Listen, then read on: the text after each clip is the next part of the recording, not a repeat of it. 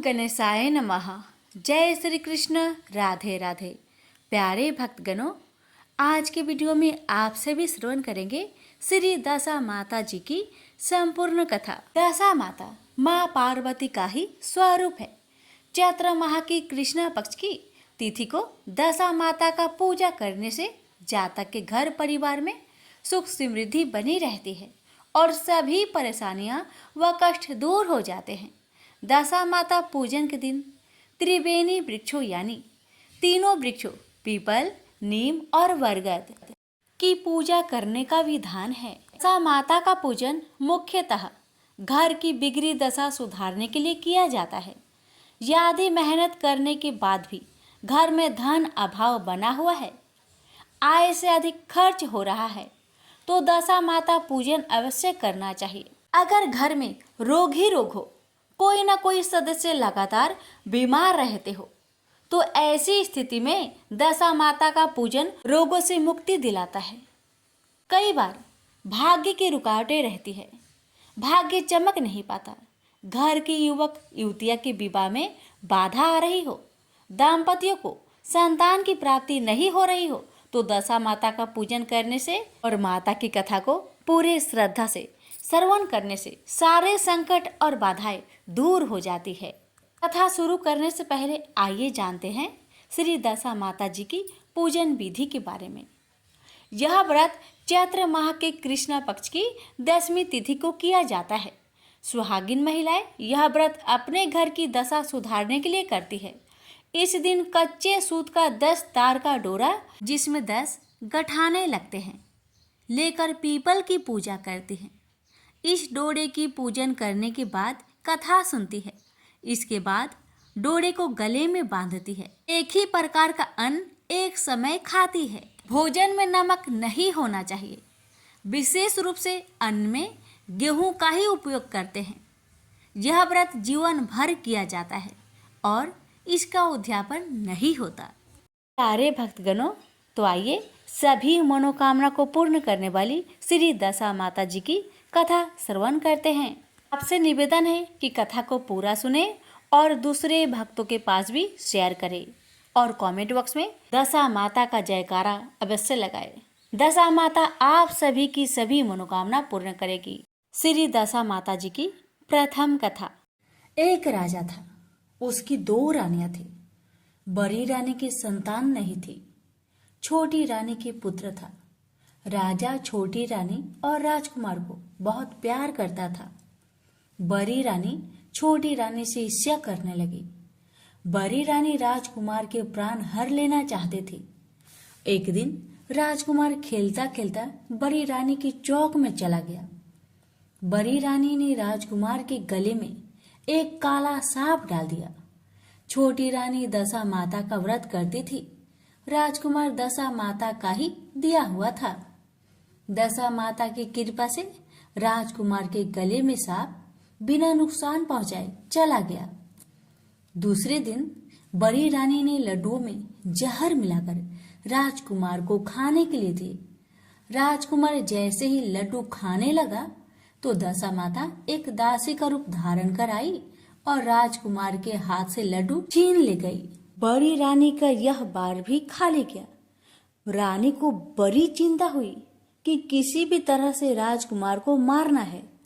तीसरे दिन जब राजकुमार फिर बड़ी रानी के आंगन में खेलने गया तो रानी ने उसे पकड़कर गहरे कुएं में ढकेल दिया।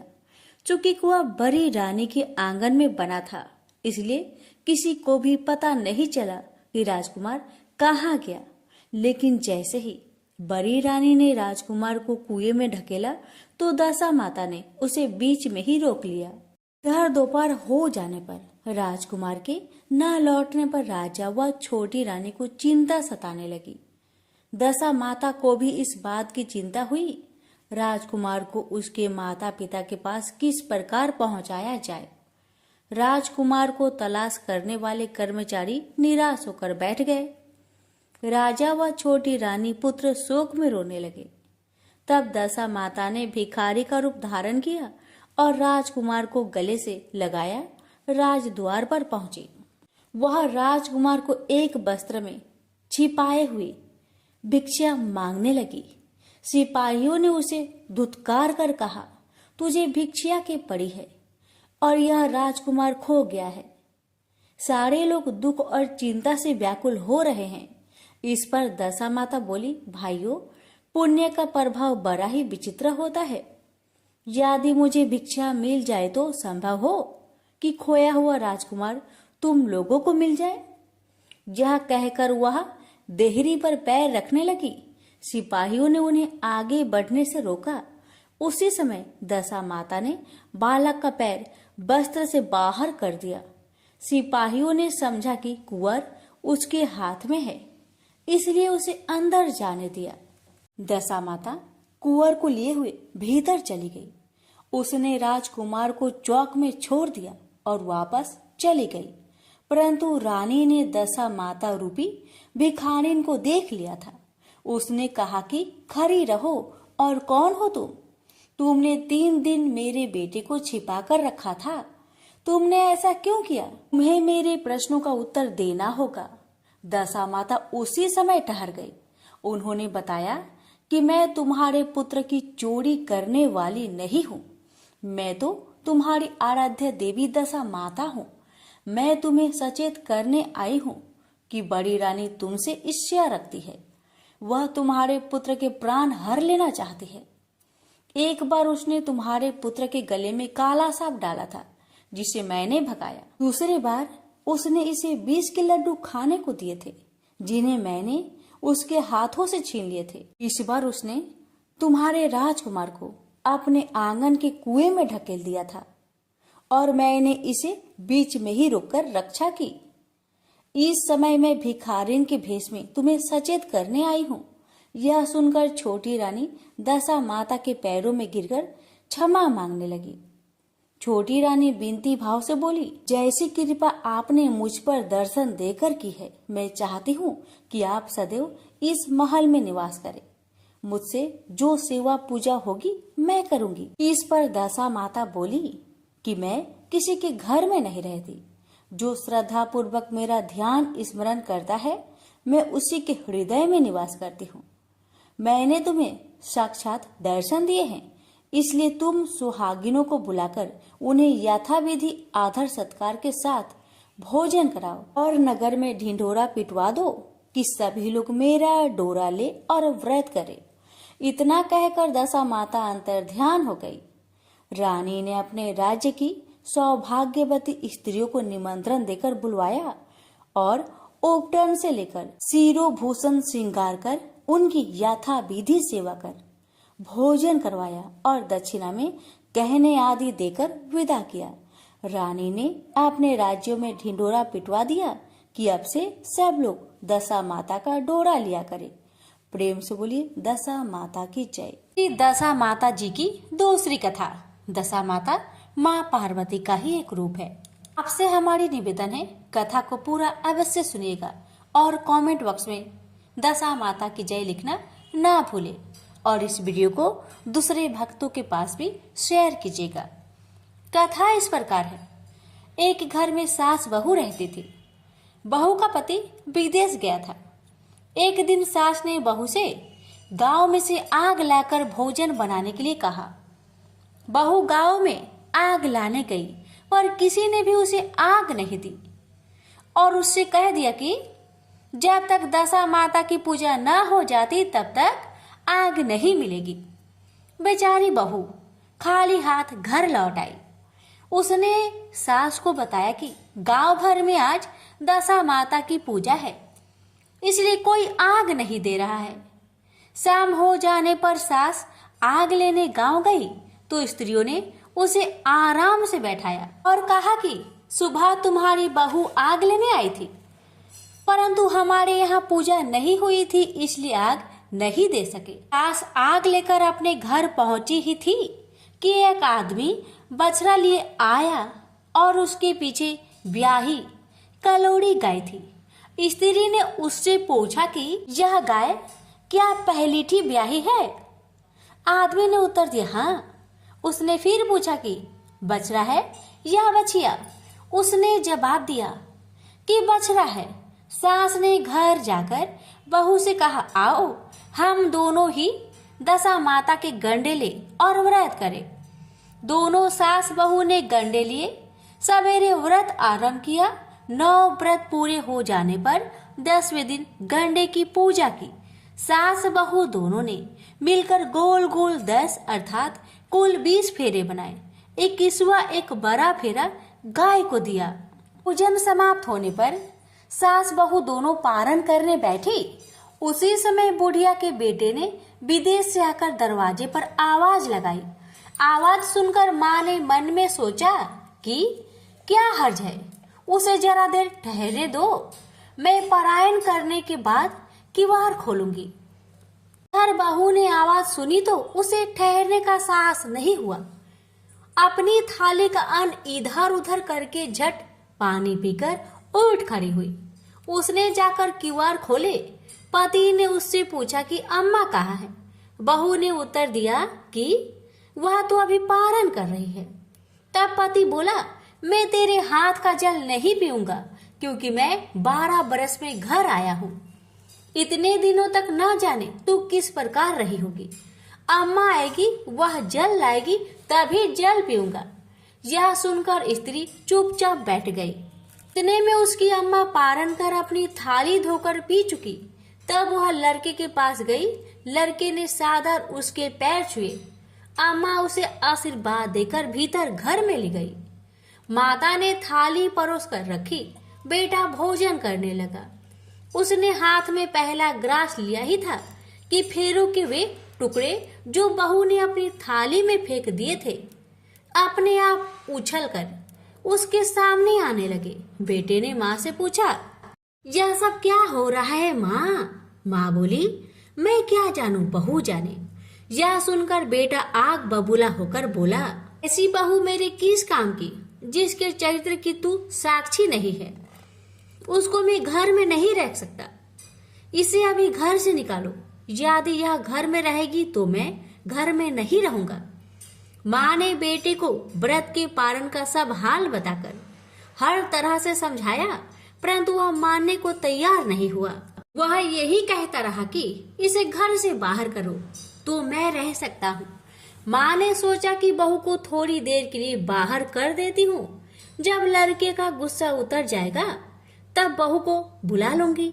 बुढ़िया ने बहू से कहा, देहरी के बाहर जाकर उसारे के नीचे खड़ी हो जा। जब बहू उसारे के नीचे खड़ी हुई तो उसारा बोला, मुझसे हटकर खड़ी हो, मैं दशा माता की विरोधी को छाया नहीं दे सकता। इस पर वह वहां से चलकर घिरोची के पास गई। घिरोची बोली, मुझसे हटकर खड़ी हो, मुझे इतना भार घरों का नहीं जितना तेरा है। वह वहां से हटकर धूड़े के ढेर पर खड़ी हो गई। धूड़े का ढेर बोला, मुझे इतना भार कूड़े का नहीं जितना तेरा है, चल यहाँ से हटकर कहीं और खड़ी हो जा। इस प्रकार उसे कहीं भी खड़ा होने नहीं दिया गया। वह अपने मन में बहुत दुख मान रही थी। वह जंगल में चली गई। जंगल में भूखी प्यासी घूमती फिरती अंधेरी कुएं में गिर पड़ी। वह उसमें गिर तो पड़ी, परंतु उसे चोट न आई। वह नीचे बैठ गई। अचानक राजा नल शिकार खेलते खेलते वहां पहुंच गए। उनके साथी बिछुड़ गए थे। वह प्यास के कारण उसी कुएं पर आए जिसमें वह स्त्री गिर पड़ी थी। राजा नल के भाई ने कुएं में पानी के लिए लोटा डाला तो वह स्त्री ने लोटे को पकड़ लिया। भाई ने नल से कहा कि इस कुएं में तो किसी ने लोटा पकड़ लिया है। तब राजा नल ने कुएं पर आकर कहा, तुम यदि पुरुष हो तो मेरे धर्म के भाई हो और स्त्री हो तो मेरी धर्म की बहन हो। तुम जो भी हो बोलो, मैं तुम्हें बाहर निकालूंगा। स्त्री ने आवाज दी। राजा ने उसे बाहर निकाल लिया तथा उसे हाथी पर बैठाकर राजधानी ले आया। महाराज को शिकार से लौटकर महलों की ओर आते देखकर सेवकों ने महारानी को महाराज के आने की सूचना दी। सेवकों ने एक स्त्री को हाथी पर बैठे देखकर रानी को बताया कि महाराज एक नई रानी को साथ ला रहे हैं। यह जानकर महारानी बड़ी दुखी हुई। इतने में महाराज भी वहां आ पहुंचे। रानी ने हाथ जोड़कर विनती की, महाराज मुझसे ऐसी क्या गलती हो गई जो मेरे रहते आप दूसरा विवाह कर लाए? राजा नल ने हंसकर उत्तर दिया, वह तुम्हारी सौत नहीं ननद है, मेरी धर्म बहन है। तुम्हें उसके साथ अपनी सगी ननद की तरह बर्ताव करना चाहिए। यह सुनते ही महारानी का मुख प्रसन्नता से कमल की भांति खिल उठा। वह बोली, अब तक मैं ननद का सुख नहीं जानती थी। अच्छा हुआ जो मुझे भाग्य से ननद भी मिल गई। राजा ने उसका नाम मुंह बोली बहन रखा और उसके लिए अलग से महल बनवाया। उसके दिन अब सुख पूर्वक बीतने लगे। एक दिन राजा की घोड़ी ब्याही तो राजमहल की स्त्रियां बधाई गीत गाने लगी। मुंह बोली बहन ने अपनी दासियों से कहा, बाहर जाकर पता करो कि किस बात की बधाई बन रही है। दासियों ने बताया, महाराज की घोड़ी ने अच्छी घड़ी में उत्तम बछेरी को जन्म दिया है, उसकी बधाई गाई जा रही है। मुंह बोली बहन ने पूछा, पहलोठी ब्याही है या दूसरी तीसरी बार? दासियों ने उत्तर दिया, यह तो पहलोठी है। तब मुंह बोली बहन ने महारानी के पास जाकर कहा, आओ भावज रानी, हम तुम दोनों दशा माता के गंडा ले। रानी ने पूछा, गंडा क्या चीज है, मुझे समझाओ। वह बोली, दशा माता के व्रत का यह नियम है कि पहले पहले जब गाय का घोड़ी या स्त्री का प्रसव सुने तब गंडा लेकर व्रत आरंभ करते हैं। 9 व्रत करने के बाद 10वें दिन गंडे का पूजन करके विसर्जन करते हैं। इसी के साथ उसने पारण का नियम भी बताया। तब महारानी बोली, तुम्हारा व्रत तुमको फले। मैं पूरी और दूध की खीर खाने वाली रानी महारानी भला बन फरा गोली की पापड़ी खाकर कैसे रह सकती हूँ? ऐसा खाना मेरी वाला मारी मारी फिरी और आपके देश में आ गई हूँ। महारानी ने उदासीनता के साथ कहा, मुझे क्या पड़ी है, तुम्हें जो अच्छा लगे वह करो, मैं मना तो नहीं कर रही हूँ। मुंह बोली बहन ने श्रद्धा पूर्वक गंडा लिया। 9 दिन तक व्रत किए। 10वें दिन विधि पूर्वक पूजन किया, गोला फरा बनाए और संध्या को पारण करने बैठी। उसी समय उसके पति को अनायास कुछ प्रेरणा सी हुई। वह अपनी माता से आज्ञा लेकर अपनी पत्नी को ढूंढने चल दिया। घूमता फिरता वह राजा नल की राजधानी में पहुंच गया और अपनी पत्नी का पता लगाने लगा। उसने एक कुएं पर कुछ औरतों को बातें करते देखा। कह रही थी, राजा की मुंह बोली बहन बहुत ही सुंदर स्त्री है, आजकल उसी का किया हुआ सब कुछ ऐसा होता है।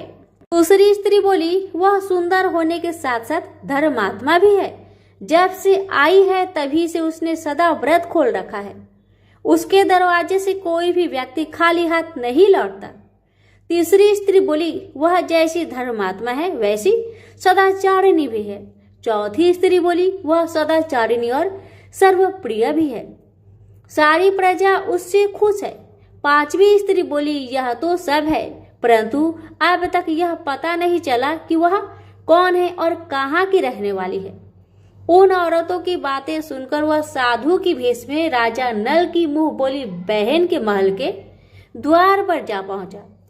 वहां उसने भिक्षा हेतु आवाज लगाई तो द्वारपाल उसे भिक्षा देने लगा। उसने द्वारपालों के हाथों से भिक्षा लेने से मना कर दिया और बोला, भिक्षा देने वाली स्वामिनी के हाथ से ही भिक्षा ग्रहण करूंगा, नहीं तो मैं अपने रास्ते चला।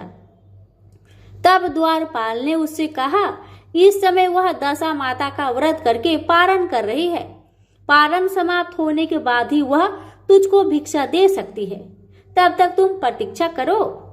वह चुपचाप बैठकर प्रतीक्षा करने लगा। पारण कर लेने के बाद वह मुट्ठी भर मोती लेकर आई, परंतु अपने सामने पति को पल्ला फैलाए देखकर वह मुस्कुराती हुई लौट गई। दोनों ने एक दूसरे को पहचान लिया था।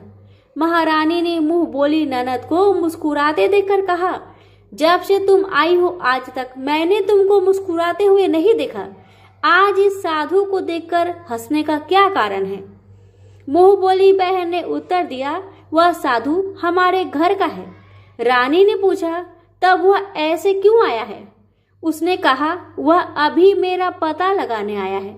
महारानी ने राजा नल से कहा, तुम्हारी मुंह बोली बहन के घर के लोग आए हैं, राजा ने कहा।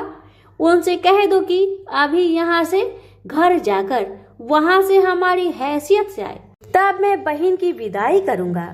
राजा नल की मुंह बोली बहन का पति घर जाकर अपनी माँ से बोला, तुम्हारी बहू राजा नल के यहाँ उसकी बहन बनकर रह रही है। वह रोज सदा व्रत करती है और नियम धर से दिन बिताती है।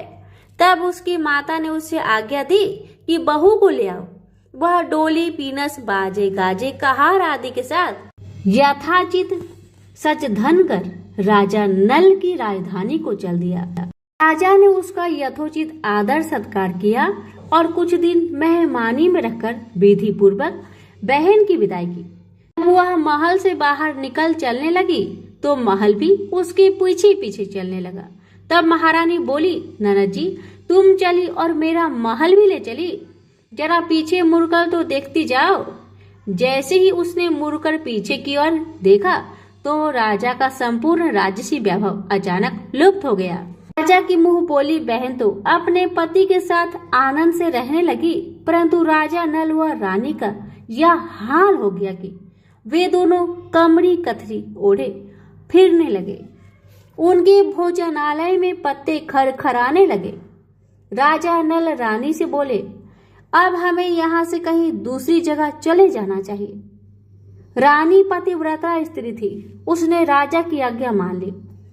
चलते चलते वे एक गांव के पास पहुंचे। वहां पर बैरी के पेड़ पर बैर लगे हुए थे। राजा रानी दोनों भूखे थे।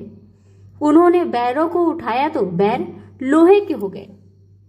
इस प्रकार राजा रानी जिस वस्तु को भी हाथ लगाते वह कंकर पत्थर में बदल जाती थी। इतने पर भी राजा रानी आगे बढ़ते गए।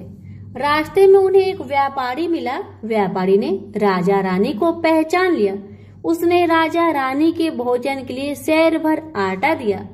वे आटा लेकर एक नदी किनारे गए। महारानी भोजन बनाने लगी और राजा नल स्नान करने चले गए।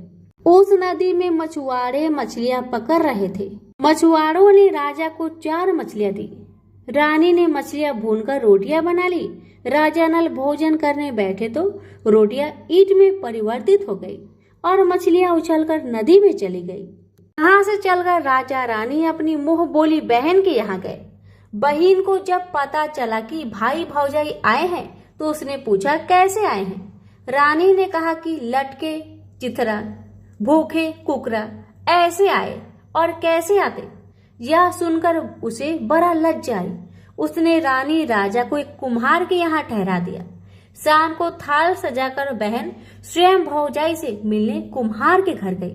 उसने भौजाई के सामने थाल रखा तो भौजाई ने कहा कि इस थाल में जो कुछ भी है उसे कुम्हार के चक्के के नीचे रख दो और चली जाओ। ननद थाल का सामान चक्के के नीचे रखकर चली गई। थोड़ी देर में राजा ने आकर रानी से पूछा, कहो बहन आई थी, क्या लाई थी? रानी ने कहा, आई तो थी पर जो कुछ लाई थी मैंने इसे चक्के के नीचे रखवा दिया है। राजा ने वहां देखा तो वहां कंकर पत्थरों के सिवा कुछ भी नहीं था। राजा को समझते देर न लगी कि ये सब कुदशा के कारण हो रहा है। भला वह मेरे लिए कंकर पत्थर क्यों लाएगी? अब राजा रानी वहां से चलकर अपने मित्र के घर गए। मित्र को लोगों से पता चला तो उसने उससे पूछा, कैसे आना हुआ? उन्होंने उत्तर दिया, कमरी ओढ़े, कथरी बिछाए, मांग मांग कर खाए, ऐसे आए और कैसे आए? मित्र ने दुखी होकर कहा, कोई हानि नहीं, जैसे आए वैसे अच्छे आए। मित्र है, उन्हें महलों में ले आओ। मित्र ने उन दोनों का स्वागत किया, स्वादिष्ट भोजन करवाया। एक कमरे में उनके लिए पलंग बिछवा दिए। उस कमरे में खूंटी पर 9 लखा हार टंगा था और पलंग की पाटी पर बुजेरिया खड़ा रखा था। आधी रात के समय राजा तो सो गए परंतु रानी जाग रही थी। रानी ने देखा कि हार वाली खूंटी के पास दीवार में एक मोर का चित्र बना है। मोर धीरे धीरे हार को निगल रहा है। रानी ने राजा को जगाकर वह दृश्य दिखाया। राजा ने सोचा, यहाँ से चुपचाप भाग चलना चाहिए, नहीं तो सवेरे चोरी का कलंक लगेगा। तब मित्र को क्या मुख दिखाएंगे। बेचारे राजा रानी रात में ही उठकर जंगल की तरफ चल गए। दोनों चलते चलते एक दूसरे राजा की राजधानी में पहुंचे। वहां अतिथि और भिक्षुकों को सदाव्रत दिया जाता था। ये दोनों भी सदाव्रत लेने गए, परंतु उस समय सदाव्रत बंद हो चुका था। वहां के अधिकारियों ने कहा, यह लोग न जाने कहां से अभागे आए हैं कि इन्हें देने के लिए कुछ भी बचा नहीं, फिर भी इन्हें एक मुट्ठी चने दे दो। उन्होंने इस प्रकार से अनादर और कुवाच्य से दान लेना अस्वीकार कर दिया। वे दानाध्यक्ष की निंदा करते हुए बोले कि ऐसी कंजूसी है तो सदाव्रत देने का नाम ही क्यों करता है। दानाध्यक्ष बोला, यह तो बड़ा घमंडी भिक्षुक लगता है, भीख भी मांगता है और गाली भी देता है, इसको हवालात में डाल दो।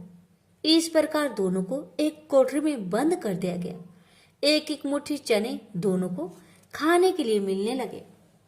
जिस कोठरी में राजा रानी को बंद किया गया था उसी के पास आम रास्ता था। एक महत रानी राजा की घुड़सवार को साफ कर उसी रास्ते से निकला करती थी। एक दिन वह बहुत देर से निकली। रानी उससे पूछने लगी कि आज तुम्हें इतनी देर कैसे हो गई। वह बोली कि आज राजा की घोड़ी ब्याही थी, उसकी टहल में देर हो गई। रानी ने पूछा कि घोड़ी पहली बार ब्याही है या दूसरी तीसरी बार। महत रानी ने बताया, पहली बार। फिर रानी ने पूछा, बछेरा हुआ या बछेरी। महत रानी ने बताया कि बहुत अच्छा बछेरा हुआ है। यह सुनकर रानी ने राजा से कहा, एक बार मैंने तुम्हारी मुंह बोली बहन के गंडे का अनादर किया था, उसी दिन से हमारी दशा बदल गई है। मैं आज दशा माता का गंडा लेना चाहती हूँ। राजा ने कहा, परंतु यहाँ पूजा की सामग्री कहाँ से आएगी, उसके नियम धर्म का पालन कैसे होगा। रानी ने उत्तर दिया, वही दशा माता सब कुछ करेगी, मैं तो उन्हीं का नाम लेकर गंडा लेती हूँ, फिर जो होगा देखा जाएगा। रानी ने 9 तार राजा की पगड़ी से एक तार में अपने आंचल का लेकर गंडा तैयार किया और उसी समय से व्रत करने लगी। थोड़ी देर में वहां का राजा अपनी घोड़ी को देखने के लिए उसी रास्ते से निकला। राजा ने नल दमयंती को कोठरी में बंद देखकर पूछा कि वे लोग कौन हैं और इनका अपराध क्या है। पहरेदारों ने कहा, ये लोग भिक्षा लेने आए थे, ये आपको आशीर्वाद देने के बदले गालियां देते थे। इसी कारण दानाध्यक्ष ने इन दोनों को कैद में डाल दिया है। राजा ने कहा, यह तो इनका कोई अपराध नहीं है, इनको मनोवांछित भिक्षा न मिली होगी इसलिए ये गालियां देने लगे होंगे। इनको संतुष्ट करना चाहिए था ना, कि कैद में डाल देना चाहिए। इनको अभी रिहा करो। राजा की आज्ञा से उसी समय दोनों को कोठरी से बाहर निकाला गया। राजा उसके पांव में पद्म और माथे पर चंद्रमा देखकर पहचान गया कि यह तो राजा नल और दमयंती है। इस पर उसने दोनों से हाथ जोड़कर क्षमा मांगी और हाथी पर बैठाकर अपने महल में ले गया। कुछ दिन बाद राजा के यहाँ रहकर उन दोनों ने पूरे राजसी ठाट के साथ अपनी राजधानी की ओर प्रस्थान किया। रास्ते में वे पहले अपने मित्र के यहाँ गए। मित्र ने राजा नल की आने की खबर सुनकर लोगों से पूछा, मित्र आए तो कैसे आए। लोगों ने कहा, आपकी बार तो राजसी ठाट बाट के साथ हाथी, घोड़े, डंका निशान पालकी, पीनस एवं फौज को साथ लेकर आए हैं। मित्र ने कहा, अच्छी बात है, आने दो। मेरे लिए तो जैसे तब थे वैसे अब भी है, आखिर है तो मित्र ही। राजा रानी मित्र के महल में गए। मित्र ने उनको आदर सत्कार के साथ उसी स्थान पर ठहराया जिस स्थान पर पहले ठहराया था। आधी रात के समय जब राजा सो रहे थे और रानी पैर दबा रही थी, तब रानी ने देखा कि मोर का चित्र जो पहले हार को निगल रहा था उसे उगल रहा है। रानी ने राजा को यह दृश्य दिखाया। राजा नल ने अपने मित्र को बुलाकर यह दिखाया। मित्र बोला कि मैंने तब तुमको न तब चोरी लगाई थी, न अब लगाता हूँ। यह दृश्य कुदशा का फल था। आप निश्चिंत रहे, मेरे मन में कोई मैल नहीं है। मित्र की यहाँ से चलकर राजा रानी अपनी मुंह बोली बहन के यहाँ गए। उसने जब सुना कि राजा भैया आ रहे हैं तो उसने लोगों से पूछा, कैसे आ रहे हैं। लोगों ने कहा, इस प्रकार राजा को आना चाहिए उसी प्रकार से आ रहे हैं। उसने कहा, उनको महल में ले आओ। जब राजा नल की हाथी बहन के महल की ओर बढ़ा, तब रानी ने कहा, आप अपनी बहन के घर जाइए, मैं उसी कुम्हार के घर पर रहूंगी जिसके यहाँ पहले ठहरी थी। राजा ने कहा, जिस कारण इतने दुख उठाए, तुम फिर उससे झगड़ा लेना चाहती हो। यह तुम अच्छा नहीं कर रही हो। परंतु रानी नहीं मानी। वह कुम्हार के घर पर ठहरी। राजा बहन के घर चले गए। शाम को राजा की बहन भाऊज को लेने थाल सजाकर चली। उसने भाऊज के सामने थाल रख दिया। भाऊज सोने चांदी के गहने उतार उतार कर रखने लगी और कहने लगी, खाओ रे, मेरे सोने चांदी के गहने को खाओ, हम भूखे नंगे क्या खाएंगे। यह उल्हाना सुनकर ननद बोली, यह उल्हाना, और बोली, किस पर कसती हो। मुझसे जो कुछ हो सका सो सब लाई थी, वही अब भी लाई हूं। विश्वास ना हो तो चक्की के नीचे अभी देख लो। सचमुच चक्की के नीचे देखा तो वहां पर मणिक मोतियों का ढेर लगा था। रानी यह सब देखकर सन रह गई। वह बोली, ननद जी, तुम्हारा कोई दोष नहीं है, यह तो मेरी कुदशा का परिणाम था। रानी ने ननद को लाया सब सामान तथा उनमें अपनी तरफ से कुछ और जवाहरात मिलाकर ननद को वापस कर दिया, परंतु पूजा का न्योता देना भूल गई। वहां चलकर राजा सूरा गाय के पास आए। गाय ने सेना सहित राजा को भरपेट दूध पिलाया। वहां से आगे चलकर वे नदी के तट पर पहुंचे तो वह डेरा डाला। भोजन बनवाया गया। जब राजा भोजन करने बैठे तो उसी समय नदी से उछलकर गिरी हुई भुनी भुनाई मछलियां अपने आप गिर पड़ी। वो रोटियां जो ईंट बन गई थी, फिर रोटियां बन गई। राजा ने कहा, ये सब क्या हो रहा है, कुछ समझ में नहीं आता। रानी ने बताया कि ये रोटियां और मछलियां वो ही हैं जो उस दिन हमें नसीब में नहीं मिली थी। यदि आपसे उस समय कहती कि तली हुई मछलियां जल में उछल कर गई और रोटियां ईंट बन गई तो आप कदापि भी इसे सच न मानते। इसी कारण मुझे बहाना बनाना पड़ा था। अब राजा रानी अपनी राजधानी की तरफ आगे बढ़े। जब राजा की फौज अपनी राजधानी के समीप पहुंची तो वहां के लोगों ने समझा कि दूसरे राजा ने राजधानी पर आक्रमण कर दिया है। वे घबरा गए। वहां के लोग नजराना लेकर राजा से मिलने गांव के बाहर आए, परंतु यह क्या, यह तो अपने राजा है। लोगों की प्रसन्नता का ठिकाना न रहा। वे श्रद्धा भक्ति के साथ महाराज के आगे चलकर उन्हें उनके महल में ले गए। रानी राजा ने महल में प्रवेश किया। रानी ने तुरंत दशा माता का पूजा का प्रबंध किया। उसने उस पूजा में नगर की सब सौभाग्यशाली स्त्रियों को बुलवाया। भगवती की भोग के लिए सब प्रकार के पकवान बनवाए। आटे की 10 बत्तियां, 10 शक्कर की गुजियों और 10-10 अठवाइया सुहागिनों के आंचल में डाली। सुहागिनों का श्रृंगार आदि करके दशा माता की पूजा प्रारंभ हुई। कलश स्थापित करके दीपक को प्रज्वलित किया गया, परंतु उसकी बत्ती नहीं जली। इस पर पंडितों ने कहा कि न्योता पाने वाला न्योतने को तो नहीं रह गया है, स्मरण किया जाए, उसके आने पर दीपक जल जाएगा। रानी ने सोच विचारने पर बताया कि ननद न्योतने से रह गई है। पंडितों ने कहा कि उसे फौरन बुलाया जाए। राजा ने अपना दूतगामी रथ भेजकर अपनी मुंह बोली बहन को बुलवाया। उसके आते ही कलश की मणिक प्रज्वलित हो गया। बड़ी धूमधाम से पूजा की गई। अंत में सुहागिनों को भोजन कराकर विदा किया गया। उसी समय राज्य में आज्ञा जारी की, मेरी प्रजा के लोग दशा माता का व्रत किया करे। भगवती माता ने जिस प्रकार राजा नल के दिन फेरे, उसी प्रकार सबके फेरे। प्रेम से बोलिए दशा माता की जय। श्री दशा माता जी की तीसरे दिन की तीसरी कथा। दशा माता माँ पार्वती का ही एक स्वरूप है। आइए शुरू करते हैं कथा। एक सास बहू थी। एक दिन सुबह सुबह सास ने बहू से कहा, जाओ आग लाकर भोजन बनाओ, बड़ी भूख लगी है। बहू हाथ में कंडे लेकर आग लेने गांव में गई। उस दिन गांव भर में दशा माता का पूजा थे, इसलिए किसी के यहाँ से भी उसे आग नहीं मिली। वह खाली हाथ लौट कर आई। शाम होने पर वह पड़ोसन के पास जाकर बोली कि मेरी सास तो दशा माता का गंडा नहीं लेती है, परंतु अब की बार मैं गंडा लेना चाहती हूँ।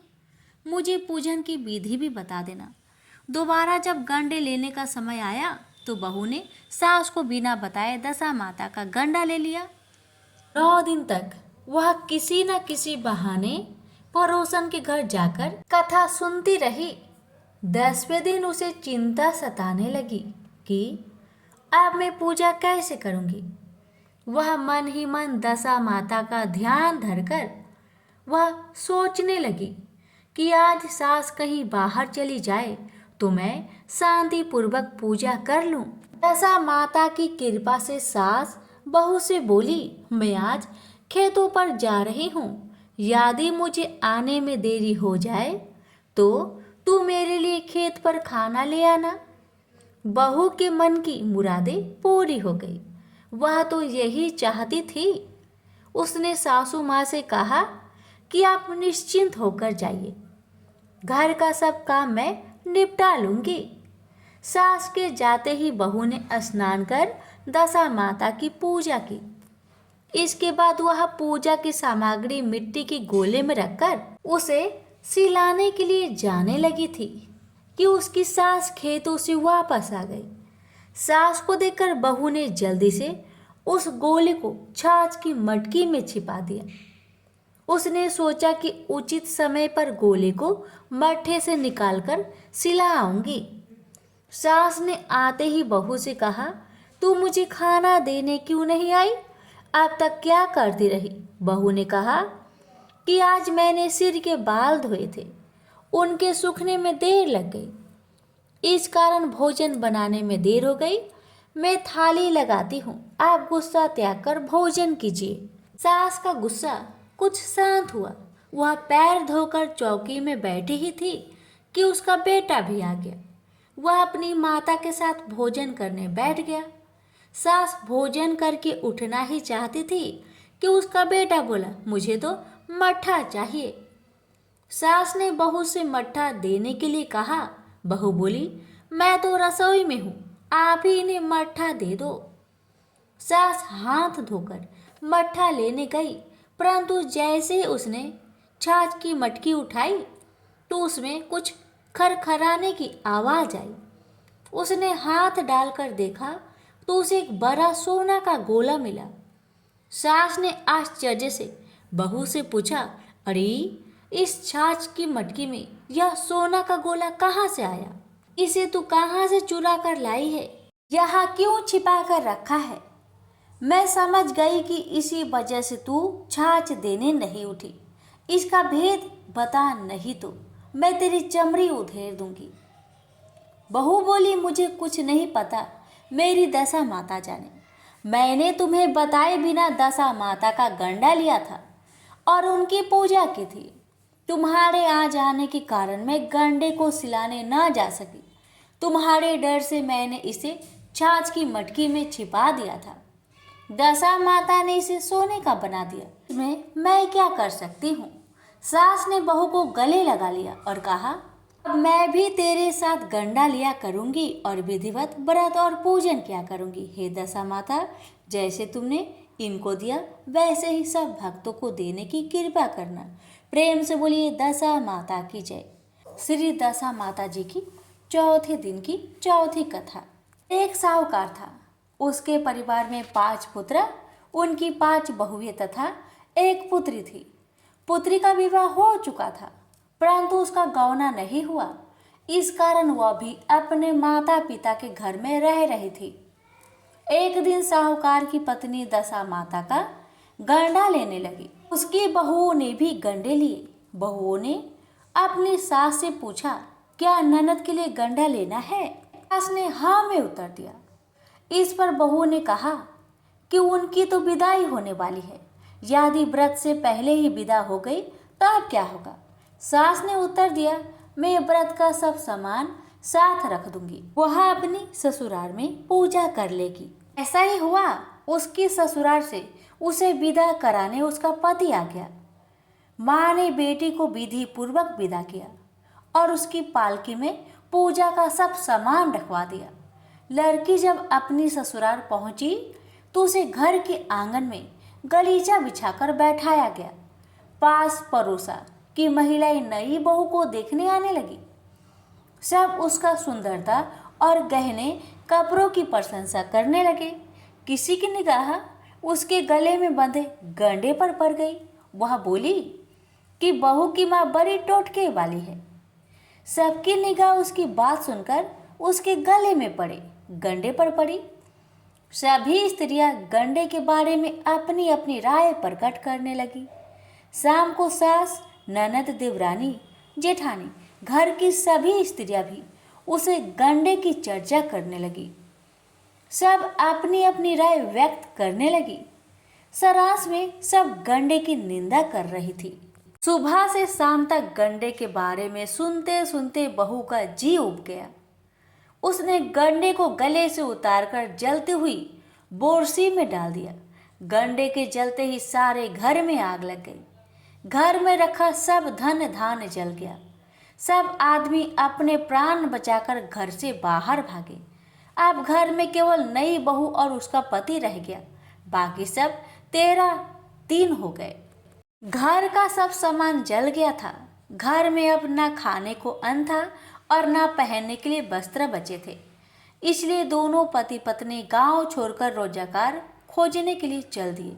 चलते चलते वे उसकी गांव में पहुंच गए जहां की वह लड़की थी।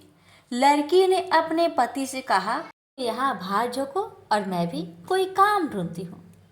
पत्नी का कहना मानकर वह बाहर झोंकने लगा और वह स्वयं कुएं के चबूतरे पर बैठ गई। उस कुएं पर सारे गांव की स्त्रियां पानी भरने आया करती थी। उस लड़की की भौजी कुएं पर पानी भरने आई, परंतु उन्होंने अपनी ननद को नहीं पहचाना। वे उससे बोली, तुम तो किसी भले घर की लड़की मालूम होती हो, कुछ काम करना चाहती हो तो बोलो। लड़की बोली, काम तो करूंगी परंतु कोई नीच काम नहीं करूंगी। बड़े भाउज बोली, हमारी ननद ससुराल चली गई है, तुम हमारे बच्चों की देखभाल करती रहना और हमारे घर की सामान लेकर अपना भोजन बना लिया करना। लड़की इस काम के लिए राजी हो गई। लड़की की भौजी अपने घर आई और सास से बोली, कुएं की जगह पर एक अनाथ लड़की बैठी है, वह हमारे घर रहने और बच्चों की देखभाल करने को राजी है, कहो तो उसे रख ले काम पे। सास ने कहा, खुशी से रख लो, परंतु आपस में कलह मत करना। सब बहुएं राजी हो गई। वापस कुएं पर आई, उसे घर ले गई। वह अपने भतीजे और भतीजियों का देखभाल करने लगी और अपना जीवन निर्वाह करने लगी। एक दिन दशा माता के गंडे लेने का अवसर आया। सास के कहने पर सब बहू ने गंडे ले लिए। बहुओं ने सास से पूछा कि क्या इस लड़की के लिए भी गंडा लेना है। सास ने हाँ कर दी। इसी प्रकार से पहले ही उनकी विदाई हो गई। अब इस दुखिया लड़की को गंडा दिलाती हो। यदि यह पूजा से पहले चली गई तो क्या होगा? सास बोली, तुम्हारी ननद ने अपने घर जाकर पूजा की होगी। यह दुखिया लड़की पूजा होने तक इसी घर में रहेगी, अपने आप पूजा में शामिल हो जाया करेगी और यदि कहीं चली गई तो वहां पर ही पूजा कर लेगी। सर्वसम्मति से लड़की ने भी दशा माता का गंडा ले लिया। 9 दिन तक वह दशा माता की कहानी तथा व्रत पूजा में शामिल होती रही। 10वें दिन लड़की की माता व बहुओं ने सिर से स्नान किया और घर में चौका लगाया तथा पूजन की तैयारी करने लगी। लड़की बहुओं से बोली, यदि कोई पुराना कपड़ा मिल जाए तो मैं भी स्नान कर लूं। बहुओं ने अपनी सास से पूछकर अपनी ननद की साड़ी उस लड़की को दे दी। अपनी पुरानी साड़ी लेकर वह स्नान करने गई। उसने सिर से स्नान करके साड़ी पहनी और घर आ गई। घर पर पूजा आरंभ हो गई थी। वह जैसे ही पूजा के पास आकर बैठी तो बहुओं ने कुछ कहना शुरू कर दिया। इस पर सास नाराज होकर कहा, तुम्हारे मन में जो आता है सो बकती रहती हो। पूजा के समय भी चुपचाप नहीं बैठा जाता। चुप रहो, मुझे कथा कह लेने दो। तुम्हारी बातों में कथा में विघ्न पड़ता है। बहुएं चुप हो गई। घर की सब स्त्रियों ने परायण किया। दुखिनी ने भी पारण किया। इसके बाद स्त्रियां एक दूसरे का सिर गूंथने लगी। एक ने दुखिनी का सिर गूंथना शुरू किया। वह बोलेगी, जैसे गुथ इसके सिर में है वैसे गुथ हमारी ननद के सिर में थी। सास नाराज होकर बोली, तू मेरी बेटी का मुकाबला इससे क्यों कर रही है। सास ने बहू को डांट दिया, परंतु उसकी बात मन में घर कर गई। उसने दुखिनी से कहा, आज रात को मेरे पास सोना। रात को जब बहुएं सो गई तो बुढ़िया ने दुखिनी से पूछा, तेरे पीहर में कभी कोई था। उसने जवाब दिया, मेरे 5 भाई व भौजी थी, तुम जैसे माता थे। बुढ़िया ने पुनः पूछा, फिर क्या हुआ। दुखिनी बोली कि पीहर में मैंने दशा माता का गंडा लिया था। उसके पूजन से पहले मैं ससुराल के लिए विदा हो गई। ससुराल में पहुंचकर मेरे गले में पड़े गंडे को देखकर वहां की स्त्रियां हंसी उड़ाने लगी। तब मैंने उस गंडे को आग में डाल दिया। उस गंडे के साथ साथ सारा घर जलकर भस्म हो गया। सब लोग 13-3 हो गए। हम दोनों भागकर इस गांव में आ गए हैं। उसकी माँ ने पूछा कि तेरा पति कहाँ है। दुखिनी ने बताया कि वह भर भूजे के यहाँ भार झोंकता है। दशा माता के प्रकोप से हमारी यह दशा हो गई है। बुढ़िया समझ गई कि यह दुखिनी उसी की पुत्री है। तब बुढ़िया ने 5 बेटों को बुलाकर बताया कि यह उनकी ही बेटी है। सवेरा होते ही माता के कहने पर 5 भाई भर भूजे के यहाँ से अपने बहनोई को लेने गए। बहनोई को लाकर उन्होंने स्नान करवाया और उत्तम वस्त्र पहनने को दिए। कपड़े पहनकर वह सुंदर साहूकार दिखाई देने लगा। वह कुछ दिन ससुराल रहकर अपने घर गया। घर पहुंचकर उसने देखा कि सब लोग पहले की तरह सुखपूर्वक रह रहे हैं। इसके बाद वह अपनी ससुराल आया, अपनी पत्नी को विदा कर घर ले गया। वह अपनी दशा पर विचार करती हुई जा रही थी कि मार्ग में एक नदी पड़ी। उस नदी में स्नान करके अप्सराएं दशा माता का गंडा ले रही थी। उनके पास एक गंडा बच गया था। वे अप्सराएं बोली, यदि इस डोली में कोई उच्च वर्ग की स्त्री हो तो उसे यह गंडा दे दो। उन्होंने डोली के पास जाकर पता किया और वह गंडा दुखिनी को दे दिया। अब दुखिनी अपनी ससुराल पहुंची तो उसकी सास छाछ सजाए, ननद कलश लिए और देवरानी जेठानी अन्य मांगलिक वस्तुएं लिए उसका स्वागत करने के लिए खड़ी थी। नेक दस्तूर हो जाने के बाद दुखिनी को आसन पर बैठाया गया। आसन पर बैठने के बाद दुखिनी बोली, आप लोगों ने पहली बार दशा माता के गंडे के लिए अपशब्द कहे थे। इसका फल यह हुआ कि घर के सब बिछड़ गए तथा घर का धन धान जलकर स्वाहा हो गया। बड़ी मुसीबतें उठाने के बाद अब ठिकाने से लगे हैं। आप में से कोई भी अब मेरी दशा माता के गंडे की निंदा करने की भूल न करे। जब मेरा व्रत हो तब सब श्रद्धा पूर्वक पूजा करे। सब ने खुशी खुशी उसकी बात मान ली। 9 दिन तक व्रत चलता रहा। 10वें दिन विधि पूर्वक गंडे की पूजा की गई। 7 सुहागिनों को न्योता किया। उनका श्रृंगार करके आंचल भरा गया। इस प्रकार दशा माता का पूजन समाप्त हुआ।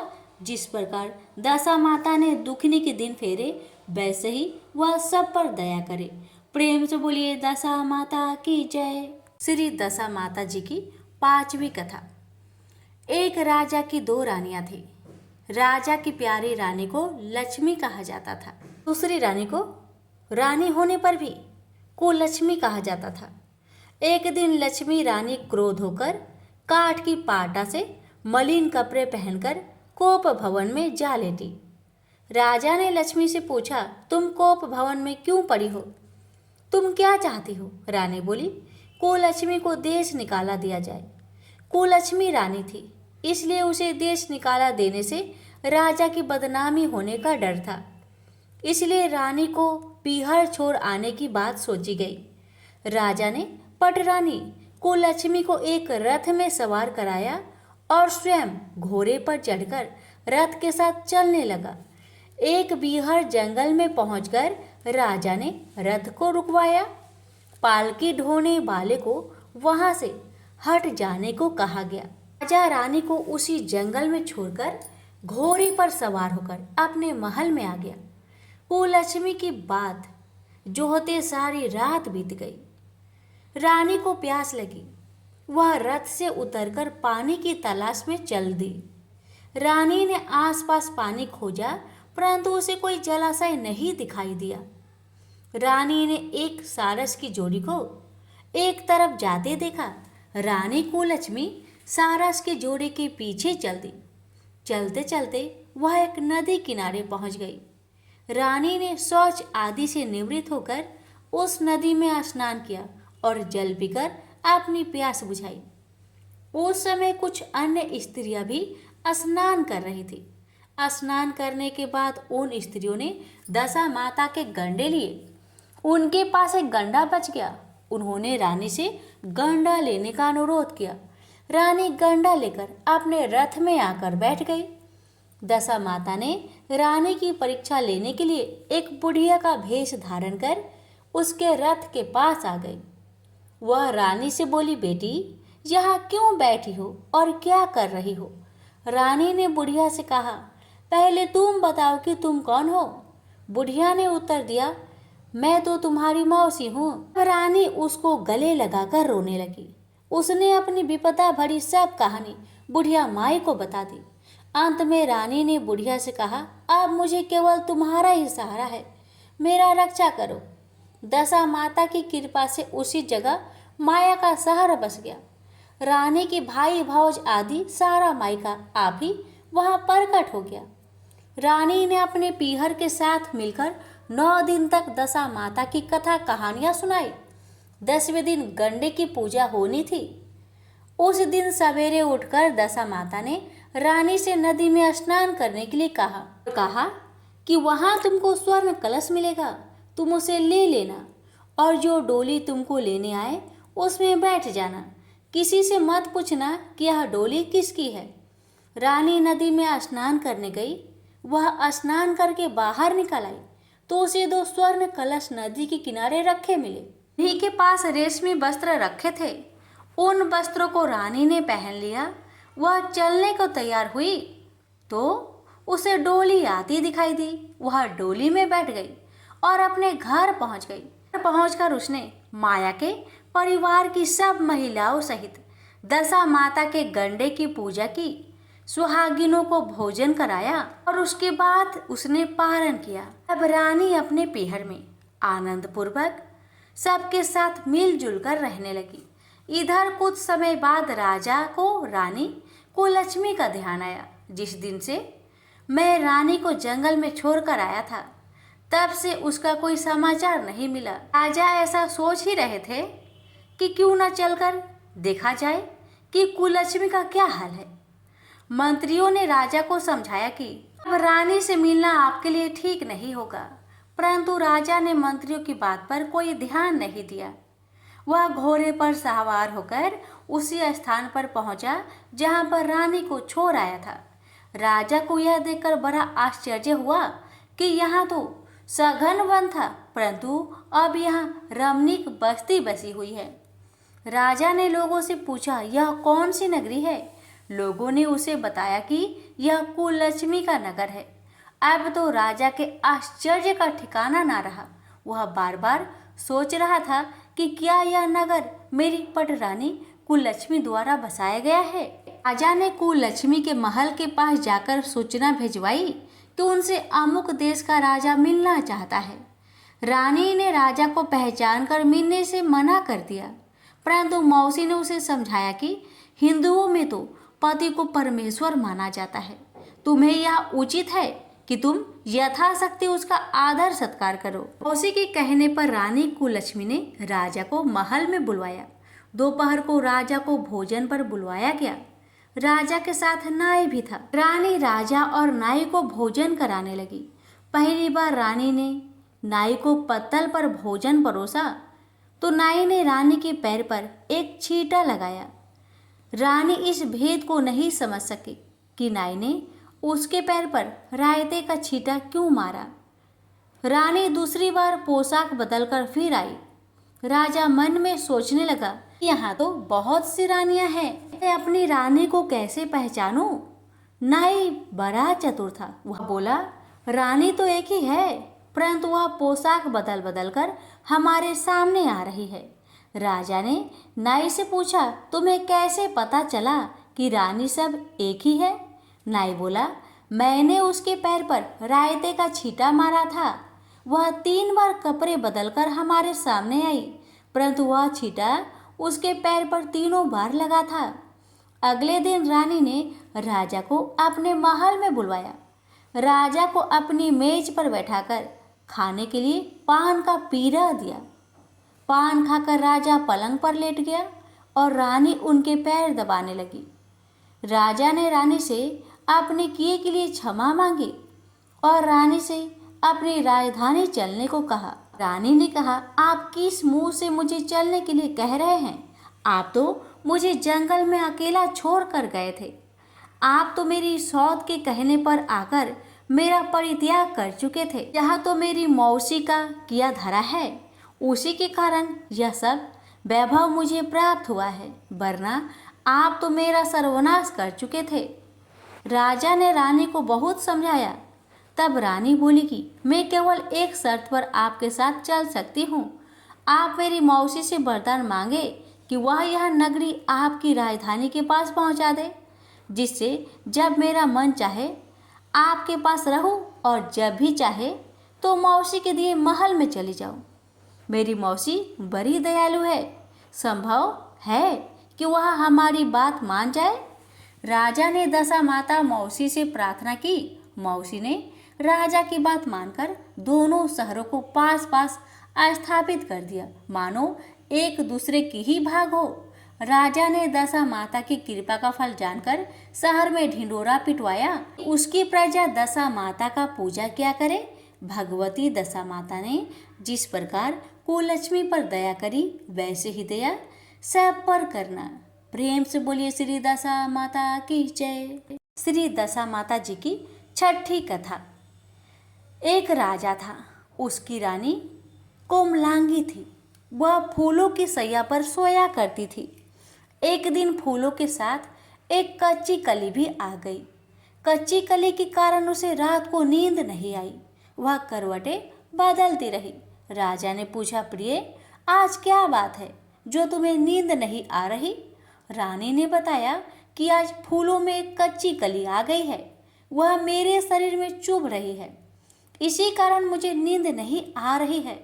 राजा के शयन कक्ष में एक दीपक जल रहा था, जिसे ज्योति स्वरूप कहते हैं। ज्योति स्वरूप रानी की बात सुनकर हंसा। राजा ने हाथ जोड़कर उससे हंसने का कारण पूछा। ज्योति स्वरूप ने बताया कि अभी तो रानी को कच्ची कली के कारण इतनी तकलीफ हो रही है, कल सवेरा होने पर रानी को बोझा ढोना पड़ेगा, तब उसकी क्या गति होगी? राजा ने पूछा, क्या मेरे जीवित रहते ऐसा संभव है? तब दीपक ज्योति स्वरूप ने उत्तर दिया, हाँ, संभव है। ज्योति स्वरूप की बात सुनकर राजा ने मन में सोचा कि जो वाणी कभी असत्य नहीं होती, होने को कौन टाल सकता है। रानी को अवश्य बोझ ढोना पड़ेगा, परंतु यह हो सकता है कि यदि मैं इसे एक संदूक में बैठाकर समुद्र में बहा दूं, तो संभव है कि यह बोझ ढोने से बच जाए, क्योंकि समुद्र में डूब जाने पर बोझा ढोने से बच जाएगी। राजा ने उसी समय रानी से कहा, चलो मैं तुम्हें तुम्हारे मायके में छोड़ आऊं, कुछ दिन वहीं पर रहना। रानी बोली, परंतु महाराज, मेरे मायके में तो कोई भी नहीं है, मैं वहाँ किसके पास रहूंगी? राजा ने कहा कि तुम्हारे गोत्रज संबंधी वहाँ बहुत अच्छी दशा में हैं, मैं उन्हीं के पास तुमको भेज देता हूँ। रानी ने राजा की बात मान ली। रानी ने बहुमूल्य आभूषण और कीमती वस्त्र धारण किए। तब राजा ने रानी को संदूक में बैठाकर नदी में बहा दिया। वह नदी समुद्र में ऐसी जगह मिलती है जहाँ पर राजा के बहनोई का राज्य था। समुद्र से मोती निकलने का ठेका राजा के बहनोई ने ले रखा था। वह संदूक बहता बहता जब राजा के बहनोई के इलाके में पहुंचा, उसने मल्लाहों को आज्ञा देकर संदूक को समुद्र से बाहर निकलवा लिया। संदूक को उसने महल के शयन कक्ष में भिजवा दिया और आदेश दिया कि जब मैं ना पहुंचूं इसे कोई न खोले। राजा का बहनोई जो उस जगह का स्वयं राजा था, उसने शयन कक्ष में संदूक के पहुंचते ही रानी को पता चला कि संदूक को राजा ने समुद्र में पाया है। वह फौरन शयन कक्ष में आई। उसने पहरेदारों को हट जाने को कहा। रानी ने संदूक को खोल दिया। उसे संदूक के अंदर 16 श्रृंगार की एक स्वर्वाक सुंदरी मिली। रानी ने अपने मन में सोचा कि यदि राजा इसको इस दशा में देखेगा तो वह इसका ही हो जाएगा और मुझे छोड़ देगा। इसलिए उसने उस रानी के सब जेवर कपड़े उतारकर उसे फटे पुराने कपड़े पहना दिए और संदूक को बंद कर दिया। राजा जब बाहर से महल में आया तो उसने रानी को अपने शयन कक्ष में बुलवाया और रानी से पूछा कि क्या तुमने देखा है कि इस संदूक में क्या है? रानी ने उत्तर दिया कि मैंने कुछ नहीं देखा, मुझे नहीं पता कि इस संदूक में क्या है। राजा ने रानी के सामने संदूक को खुलवाया तो उसे संदूक के अंदर फटे पुराने कपड़े पहने एक स्त्री दिखाई दी जो भिखारिनी सी दिखाई दे रही थी। रानी ने कहा, यह तो कोई नीच जाति की भिखारिनी सी दिखाई दे रही है, इसको कारखाने में भिजवा दिया जाए, वहां लकड़ी धोकर अपना जीवन निर्वाह करती रहेगी। राजा ने रानी के कहे अनुसार उसे कारखाने में भिजवा दिया। एक दिन रानी की सहेलियां नदी में स्नान करके दशा माता का गंडा ले रही थी। उसके पास एक गंडा बच गया था। वे ये सोच रही थी कि इस गंडे को किसको दिया जाए। वियोग से उसी समय लकड़ी ढोने वाली रानी वहां आ गई। उन्होंने उसे रोककर पूछा, बहन यदि तुम उच्च वर्ग की हो तो हमारे दशा माता का एक गंडा ले लो। रानी ने कहा कि मुझे गंडा लेने में कोई हर्ज नहीं है, परंतु मुझे तो खाने भर को नहीं मिलता, मैं इस गंडे की पूजा कैसे करूंगी। वो बोली कि इस बात की चिंता मत करो, हम रोज इस जगह स्नान करने आया करेंगे। 9 दिन तक हम यहाँ पर कथा कहेंगे, तुम भी रोज आकर कथा में शामिल हो जाया करना। 10वें दिन पूजा होगी, तब तक दशा माता चाहेगी तो तुम्हारी दशा बदल जाएगी। रानी ने दशा माता का ध्यान धर उनसे गंडा ले लिया। उसी दिन रानी के पति राजा को यह चिंता हुई कि मैंने रानी को तो संदूक में बंद करके समुद्र में बहा दिया था, तो पता नहीं उसका क्या हाल होगा। उसकी खोज खबर लेने के लिए राजा एक नौका पर बैठकर नदी द्वारा यात्रा करता हुआ अपने बहनोई के यहाँ पहुंचा। संध्या के समय वहां अपनी बहन से बोला, मेरे हाथ पैरों में बहुत दर्द हो रहा है, किसी दबाने वाले को बुलवाओ।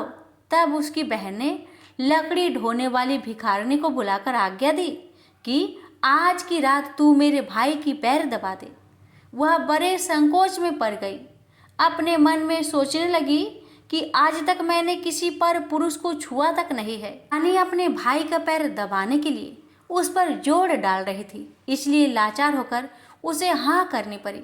राजा के पैर दबाते दबाते रानी को उसके पाँव में पद्म दिखाई पड़ा। रानी चुपचाप रोने लगी। उसके आंसू राजा के पैरों पर टपक पड़े। राजा ने उससे पूछा, रो क्यों रही है? तू अपना भेद मुझे बता, मेरे द्वारा तुमको कोई हानि नहीं होगी।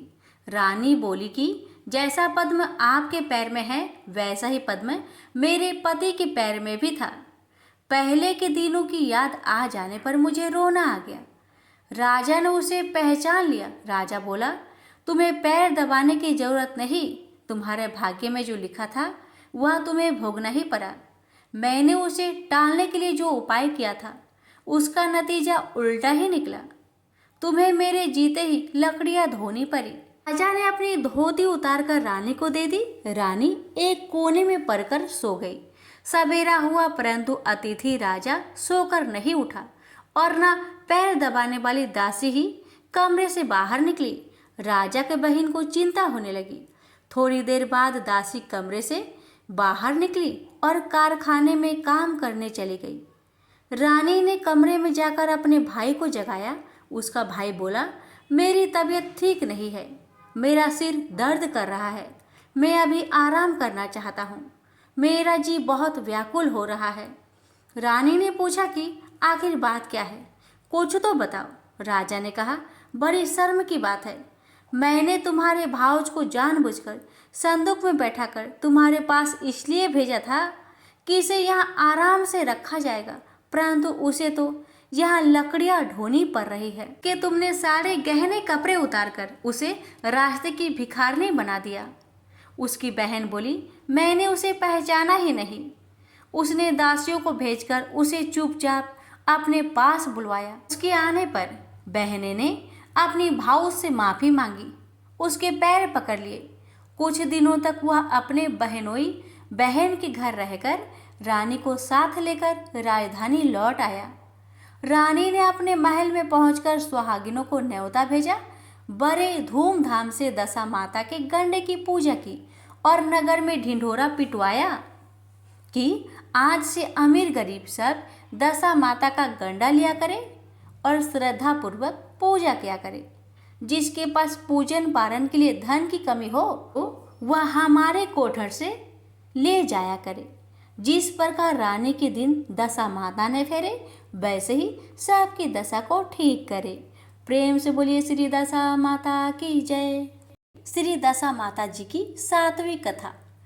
एक वृक्ष पर नर और मादा 2 पंछी रहते थे। उनकी कोई संतान नहीं थी। ये पंछी मादा पंछी को बोझ कहकर घृणा करते थे। मादा चिड़िया बच्चे न होने के कारण बहुत दुखी रहती थी। एक दिन वह अपनी स्थिति पर विचार करती हुई अकेले नदी पर पानी पीने गई। वहां पर स्त्रियां दशा माता का गंडा ले रही थी। उनका एक गंडा बच गया था।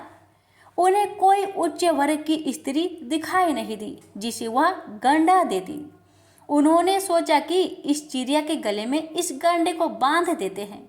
यह यहाँ आकर रोज कथा सुन लिया करेगी। इसे पूजन की विधि बता देंगे तो यह भी पूजन के दिन पूजा कर लेगी। तदनुसार उन्होंने चिड़िया के गले में दशा माता का गंडा बांध दिया और उसे समझाया कि प्रतिदिन 9 दिन तक यहाँ आकर कहानी सुन लिया करो।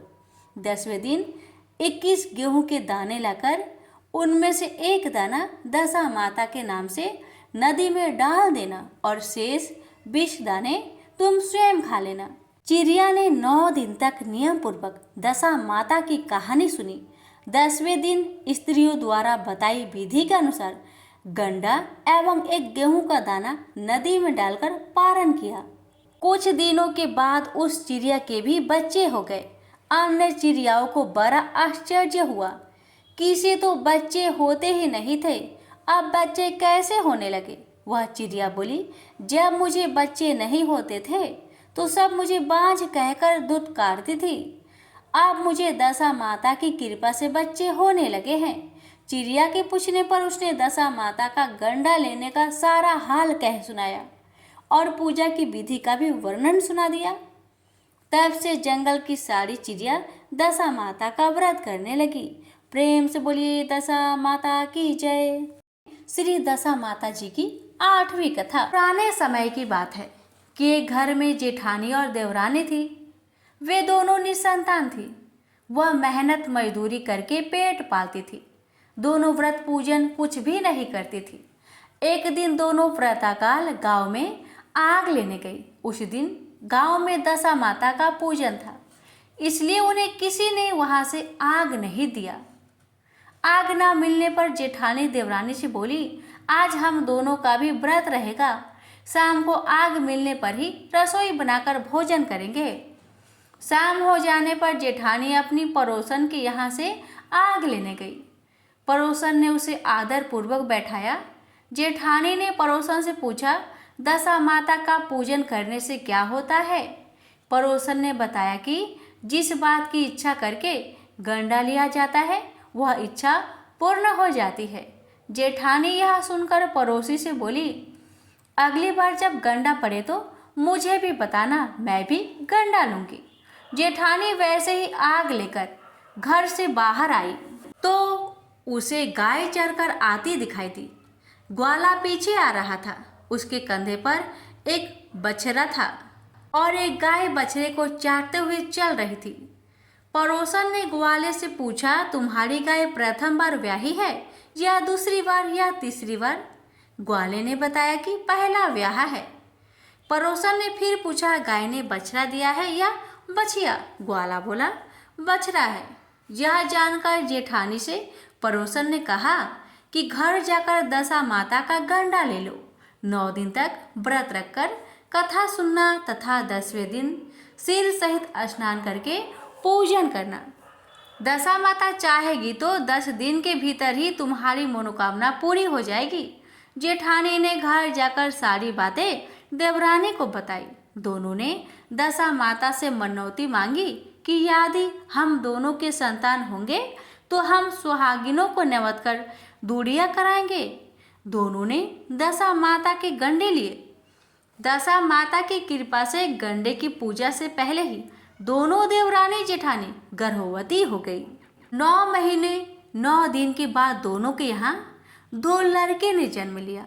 लड़कों का नामकरण संस्कार के बाद देवरानी ने जेठानी से कहा, हमने जो सुहागिनों को न्योतने की मनौती मांगी थी उसे अब पूरा करना चाहिए। जेठानी ने कहा कि अभी ऐसी क्या जल्दी है, जब लड़कों का अन्नप्राशन संस्कार होगा तब सुहागिनों को न्योत देंगे। लड़कों का अन्नप्राशन संस्कार हुआ तब देवरानी ने जेठानी से सुहागिनों को न्योतने की बात कही, परंतु जेठानी ने बात को टाल दिया और कहा कि लड़कों के मुंडन संस्कार पर सुहागिनों को न्योतेंगे। होते होते कुछ समय बाद लड़कों का मुंडन संस्कार भी हो गया। देवरानी ने जेठानी को सुहागिनों के न्योतने की बात कही तो जेठानी बोली, लड़कों की सगाई के समय ही सुहागिनें न्योती जाएगी। लड़के बड़े हो गए, उनकी सगाई भी हो गई, परंतु जेठानी ने अब का बार भी सुहागिनें नहीं न्योती। जेठानी बोली, जिस दिन लड़के की भावरे पड़ेगी उसी दिन सुहागिनों को न्योता देंगे। इस पर देवरानी बोली, बहन तुम्हारी जब इच्छा हो तब सुहागिनें न्योत लेना, परंतु मैं तो पाछदान के दिन ही सुहागिनों को न्योत दूंगी। देवरानी ने मंडप पाछंद के दिन ही सुहागिनों को न्योत दिया, परंतु जेठानी ने कुछ भी परवाह न की। मंडप पाछादन के बाद मृतिका पूजन करके दोनों दूल्हे बारात सजाकर बैंड बाजा सहित ब्याहने चल दिए। देवरानी के बड़े बेटे का ब्याह बड़ी धूमधाम से सकुशल पूर्ण हो गया, परंतु जेठानी के सुहागिनों को न्योता नहीं दिया था, इसलिए दशा माता ठीक भौरे के समय उसे हर कर ले गई। दूल्हे की सहसा गायब हो जाने के कारण वर कन्या दोनों पक्ष में हाहाकार मच गया। उसकी बारात खाली हाथ घर लौट आई, परंतु लड़की की माता बड़े संकट में पड़ गई कि यह अधब्याही लड़की से कौन ब्याह करेगा। पड़ोस के चतुर सुहागिन ने लड़की की माता को समझाया कि ब्याह का जो सामान बचा है उस सामान को लड़की के हवाले कर दिया जाए। लड़की मांगते भिखारियों को सदाव्रत देने लगी। एक दिन साधु तीर्थ यात्रा करता हुआ आया। गांव से दूर घने जंगल में एक पीपल का पेड़ था। लोग इस पीपल के पेड़ को पारस पीपल कहते थे। उसी पेड़ पर दशा माता का निवास था। साधु चलता चलता शाम को उसी पेड़ के नीचे ठहर गया। झाड़ूदार ने आकर उसी पेड़ के पास मैदान में झाड़ू लगाई। भिश्ती ने मस्क से वहाँ पर छिड़काव कर दिया तथा माली ने वहाँ फूल बिखेर दिए। तब अनेक देवता अनेक प्रकार की पोशाकें पहनकर आने लगे और यथास्थान बैठने लगे। सबके बाद से स्वर्ग से राजा इंद्र का सिंहासन उतरा। इसी के साथ स्वर्ग से अप्सराएं आकर सिंहासन के चारों ओर नाचने लगी। उसी समय अर्धब्याही लड़के को गोद में लेकर दशा माता पीपल के पेड़ से नीचे उतरी। इंद्र के साथ स्वर्ग से एक सूरा गाय भी आई थी। उसने 2 गिलास दूध दिया था। लड़के के अर्धब्याही भाग का 1 गिलास अलग रख दिया, दूसरे गिलास का दूध पी लिया। जब तक अप्सराओं का नाच गाना होता रहा, दशा माता लड़के को गोद में लेकर बैठी रही। प्रातःकाल होते ही ताओ का दरबार भंग हुआ। साधु भी वहां से चलकर गांव में आया। साधु महाराज गांव में भिक्षा मांगते मांगते अर्धब्याही लड़की के घर पर पहुंचा। लड़की ने आदरपूर्वक साधु को बैठाया और भोजन तैयार किया। लड़की ने 3 पत्तल परोस कर रखा। पहला पत्तल अर्धब्याहे अपने पति के लिए रखी, दूसरी पत्तल बाबा जी के सामने रखी और एक पत्तल अपने सामने रखी। बाबा ने अपने आप कहा, वह जो बात मैंने रात वहाँ देखी यहाँ भी देखने को मिल रही है। साधु बाबा ने बात टालते हुए कहा, हम बैरागी लोग ऐसी अनेक बातें कहते रहते हैं, तुम्हें ऐसी बातों से क्या मतलब? तुम तो भोजन करो और भगवान का भजन करो। लड़की ने हट पकड़ ली। लड़की ने कहा, जब तक आप अपनी बात का खुलासा नहीं करेंगे मैं भोजन नहीं करूंगी। इस पर भी साधु बाबा चुप रहे। तब लड़की बोली कि आप साधु है और मैं सती हूँ। आप या तो अपने कथन को स्पष्ट कीजिए कि आपने रात को क्या देखा, नहीं तो मैं आपको श्राप दे दूंगी। तब साधु बाबा ने रात का सारा किस्सा कह सुनाया। यह सुनकर लड़की बाबा के साथ पीपल के पेड़ के पास जाने का निश्चय कर लिया। साधु बाबा आगे आगे चले और लड़की उनके पीछे पीछे चलती रही। साधु बाबा लड़की को पारस पीपल के पास छोड़ चले गए। संध्या होने पर नित्य की तरह जमादार ने झाड़ू लगाई, भिश्ती ने अपनी मस्क से पानी का छिड़काव किया और माली ने फूल बिखराए। देवताओं के राजा इंद्र आए। अप्सराओं का नाच गाना प्रारंभ हो गया। उसी समय दशा माता पीपल के पेड़ पर से उतरकर दरबार में बैठ गई। लड़के ने सूरा गाय से दूध लिया और एक गिलास अर्धब्याही लड़के के लिए रख दिया।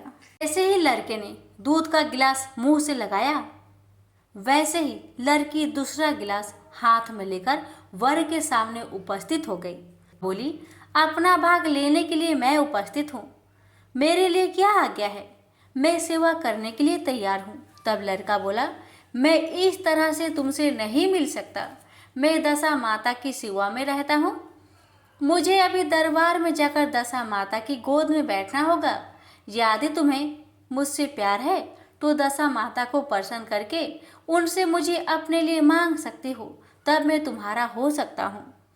लड़का दूध पीकर दशा माता की गोद में जा बैठा। लड़की अप्सराओं के साथ नाच गाने लगी। जब सवेरा हुआ तो दशा माता ने इस नई लड़की को बुलवाकर पूछा, तुम कौन हो? तुम्हारे नाचने से मैं बहुत प्रसन्न हूँ। जो कुछ मांगना चाहती हो मांग लो। लड़की ने दशा माता से वचन ले लिया कि मैं जो कुछ भी मांगूंगी वह आप मुझे प्रदान करेंगी। माता ने तथास्तु कहा। तथास्तु कहने के बाद लड़की ने दशा माता से अपनी पति को पकड़कर कहा, मुझे यही चाहिए। दशा माता ने कहा, तूने मांगा तो बहुत, परंतु मैं वचन दे चुकी हूँ, इसी कारण मैं तेरे पति को तुझे वापस देती हूँ। इंद्र ने पूछा कि भगवती, ये सब क्या राज है? मैं इस राज को जानना चाहता हूँ। तब दशा माता ने बताया कि लड़के मेरे वरदान से ही प्राप्त हुआ था और इसकी माता ने मनौती मांगी थी कि लड़का पैदा होने पर मैं सुहागिनों को न्योता दूंगी, परंतु उसने अभी तक अपना वचन पूरा नहीं किया। इस कारण मैं इस लड़के का विवाह मंडप से हर लाई थी। यह लड़की इसकी अर्धब्याही पत्नी है और पतिव्रता है। व्रता होने के कारण यह देव समाज में पहुंचकर मुझसे अपना पति मांग रही है। दशा माता के ऐसे वचन सुनकर इंद्र सहित सब देवताओं ने वर वधू के ऊपर पुष्प वर्षा की। तब तक साधु बाबा भी वहां आ गए। साधु बाबा दुल्हा और दुल्हन को साथ लेकर गांव की ओर चल पड़े। जब ये तीनों गांव के समीप पहुंचे तो गांव वालों ने दुल्हा दुल्हन को देखकर लड़की के पिता को सूचना दी कि तुम्हारी पुत्री अपने दुल्हे के साथ आ रही है। इस दिन से लड़की चली गई थी तो उसके पिता ने पदवाद के डर से बाहर निकलना बंद कर दिया था। गांव वालों की यह भी बात सुनकर उसने घर के किवाड़ बंद कर दिया। उसने समझा लड़की साधु बाबा के साथ आ रही होगी, इसलिए लोग मेरी उपहास कर रहे हैं। जब गांव के गणमान्य व्यक्तियों ने भी यही बात बताई तब उसने घर के किवाड़ खोलकर बाहर निकला और देखा सचमुच उसके द्वार पर दामाद और लड़की खड़ी थी। उसकी प्रसन्नता का ठिकाना नहीं रहा। लड़की के पिता ने इस खुशी के मौके पर बहुत दान पुण्य किया और फिर से विवाह की तैयारी की। लड़की ने अपनी माता से कहा कि इस तरह से विवाह नहीं होगा, पहले दूल्हे की माता सुहागिनी को न्योता देकर बारात लेकर आए, तब विवाह के नेक पूरी किए जाए। लड़की के पिता ने लड़के के घर पर खबर भेजी। लड़की की माँ ने पहले सुहागिनों को न्योता दिया, तब बारात चली। बड़ी धूमधाम से विवाह हुआ। वर वधू दोनों अपने घर आ गए। वधू की खुशी में लड़के की माता ने दोबारा सुहागिनों को न्योता दिया। उसी समय से विवाह के भौरे के दिन वर के घर पर सुहागिनों को न्योतने की प्रथा चली आ रही है। दशा माता ने जिस तरह सती की दशा बदली, वैसे वह सबका कल्याण करे। प्रेम से बोलिए श्री दशा माता की जय। श्री दशा माता जी की 9वीं कथा। एक गांव में एक बुढ़िया ब्राह्मणी रहती थी। वह बहुत गरीब थी। उसके एक बेटा था। एक दिन वह अपने बेटे से बोली, बेटा कुछ ऐसा काम करो जिससे 4 पैसे की आमदनी हो और हम दोनों का जीवन निर्वाह हो। अब मेरे तो बुढ़ापे के कारण हाथ पैरों ने जवाब दे दिया है। तब उसका लड़का गांव वालों के जानवर चराने लगा। एक दिन लड़का पशुओं को पानी पिलाने नदी पर ले गया। वहां पर महिलाएं स्नान करके दशा माता का गंडा ले रही थी। उनके पास एक गंडा बच गया था। उनमें से एक स्त्री ने कहा कि यह बच्चा किसका है? यदि यह उच्च वर्ग का हो तो बचा हुआ गंडा इसी को दे देंगे। जब एक स्त्री लड़के के पास जाकर पूछने लगी कि तुम्हारे घर में कौन कौन है, लड़के ने बताया कि केवल मेरी बुढ़िया माँ है। उसी स्त्री ने फिर पूछा, तुम्हारी जाति क्या है? लड़के ने बताया कि मैं ब्राह्मण हूँ, परंतु कोई काम ना मिलने के कारण गाय चराता हूँ। स्त्रियों ने लड़की को एक गंडा देते हुए कहा, तुम इसे ले जाकर अपनी माता को दे देना और कहना कि इसका पूजन और व्रत करे। हम तुम्हें सीधा और पूजा की सामग्री भी देते हैं, इसे भी अपनी माता को दे देना। लड़के ने उनसे गंडा ले लिया। फिर सब स्त्रियों ने उसे सीधा भी दिया। लड़का उस सामान को लेकर घर आया। उसने दरवाजे से ही माँ को पुकार कर कहा, गठरी को उतार ले, मैं बोझ से दबा जा रहा हूँ। उसकी माँ आवाज़ सुनकर दौड़ी आई, बोझों को उतारा। गठरी में सीधा देकर माँ बहुत प्रसन्न हुई। माँ ने बेटे से पूछा, यह सब कहाँ से लाए हो? लड़के ने माँ को सब समाचार सुनाकर दशा माता का गंडा भी दे दिया। बुढ़िया ने गंडे को लेकर माथे से लगाया और उसी दिन व्रत करने लगी। 9 दिन तक कथा कहानी कहती। 10वें दिन उसने गंडे के पूजन की तैयारी शुरू करी। वह देहरी के बाहर गोबर से लीप रही थी कि उसी समय एक बहुत ही गरीब बुढ़िया आकर बोली कि क्या कर रही हो बहन? उसने जवाब दिया कि आज मेरे घर पर दशा माता का पूजन है, इसलिए लीप रही हूँ। उस बुढ़िया रूपी दशा माता ने कहा कि मुझे बहुत प्यास लगी है, थोड़ा सा पानी पिला दे। इस पर लड़के की माता बोली, मैं तो मिट्टी के बर्तन से पानी पीती हूँ, मेरे यहाँ लोटा लुटिया कुछ ही नहीं है, तुमको पानी किस में भर कर दूँ? एक कटोरी ही है मेरे घर में, पता नहीं वह कहाँ पड़ी होगी। जरा तुम ठहरो, मैं कटोरी ले आऊं, तब तुमको पानी पिलाऊंगी। रिया हाथ धोकर अंदर कटोरी लेने गई। इसी बीच दशा माता, जिन्होंने बुढ़िया का रूप धारण कर रखा था, कि घड़ोची पर एक सोने का घड़ा रखकर अंतर ध्यान हो गई। बुढ़िया कटोरी लेकर घरोची के पास गई। वह घरोची पर सोने का घड़ा देखकर घबराई। वह मन में सोचने लगी कि मुझे बुढ़ापे में चोरी का इल्जाम लगेगा, मैं चोर कहलाऊंगी। वह इसी चिंता में दशा माता रूपी बुढ़िया को खोजने निकली। तब तक उसका लड़का भी घर आ गया था। उसने माँ से पूछा, तुम किसे खोज रही हो? उसने बताया, अभी एक शीर्ण अवस्था वाली बुढ़िया आई थी और यहाँ सोने का एक घड़ा रखकर ना जाने कहाँ चली गई। लड़के ने बताया, वही तो दशा माता थी। उन्होंने तुमको यह घड़ा दिया है, दोबारा फिर कभी वह आए तो उनके स्वागत में कोई कमी न करना और उनकी आज्ञा का पालन करना। जब तुम नदी पर नहाने जाओ तो तुम्हें नदी घाट पर जो भी चीज मिले उसको दशा माता का दिया हुआ प्रसाद समझकर ले लेना। किसी से पूछताछ मत करना कि यह चीज किसकी है, यह कहाँ से आई। बुढ़िया ने नदी में नहाकर बाहर निकली, उसे सोने का घड़ा भरा दिखाई दिया और उसके पास ही अच्छे वस्त्र रखे थे। बुढ़िया ने कपड़ों को पहन लिया और घड़े को हाथ में लेकर चलने की तैयारी की। 4 कहार एक डोली लेकर उसके पास आए। कहारों ने उसे डोली में बैठने को कहा। बुढ़िया जब घर पहुंची तो उसने देखा कि वहां तो एक आलीशान महल खड़ा है। बुढ़िया महल के अंदर चली गई। वहां उसने श्रद्धा पूर्वक और भक्ति भाव से दशा माता के गंडे का पूजन किया और हाथ जोड़कर वरदान मांगा कि जिस प्रकार तुमने मुझे संपत्ति दी है उसी प्रकार मेरे घर में एक सुशील बहू आ जाए, तभी यह सब शोभा होगा। कुछ दिनों के बाद लड़के का विवाह हो गया और बहुत ही सुंदर वह सुशील बहू बुढ़िया के घर आ गई। बुढ़िया ने दोबारा दशा माता से वर मांगा कि जैसे मेरे बहू बेटे सुशील और सज्जन है उसी प्रकार मैं पुत्र पाऊं। कुछ दिनों के बाद बुढ़िया के यहाँ एक पुत्र रूपी रत्न पैदा हुआ। एक दिन बुढ़िया ने अपनी बहू को पास बैठाकर समझाया कि मेरी यह सब संपत्ति दशा माता की कृपा से प्रदान हुई है। उनकी ही कृपा से तुम इस घर में आई हो। मेरे मर जाने के बाद यदि कोई मैले कुचेले कपड़े धारण किए बुढ़िया तुम्हारे घर पर आए तो उसका श्रद्धा पूर्वक स्वागत करना। यदि उसकी नाक बहती हो तो उसे आंचल की छोर से पोंछ डालना। घिन मत करना, उससे प्रार्थना करना, यह सब आपका ही दिया हुआ तो है।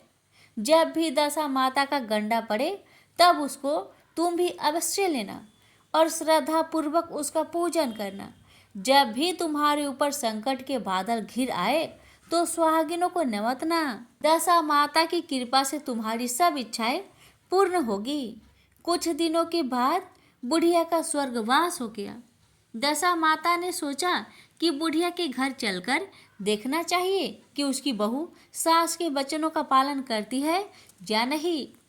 एक दिन दशा माता वृद्धा भिखारिनी का वेश धरकर उसके घर गई।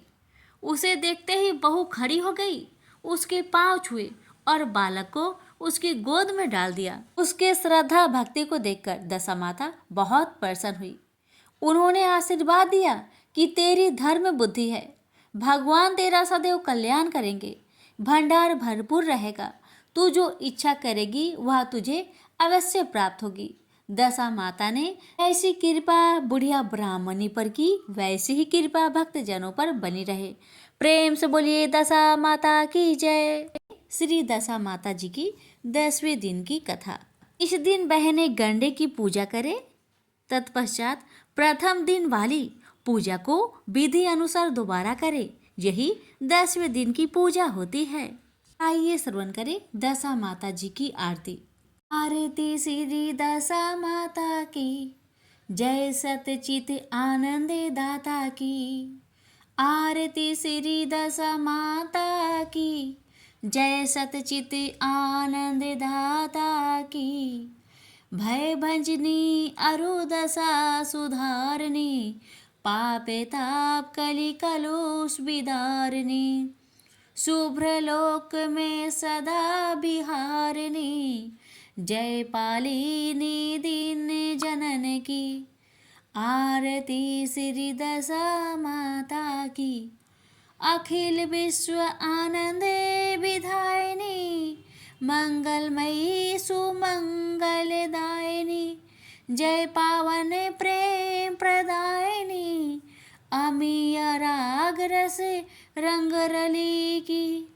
आरती श्री दशा माता की। नित्यानंद भयो आहादिनी, आनंद घन आनंद प्रसादिनी।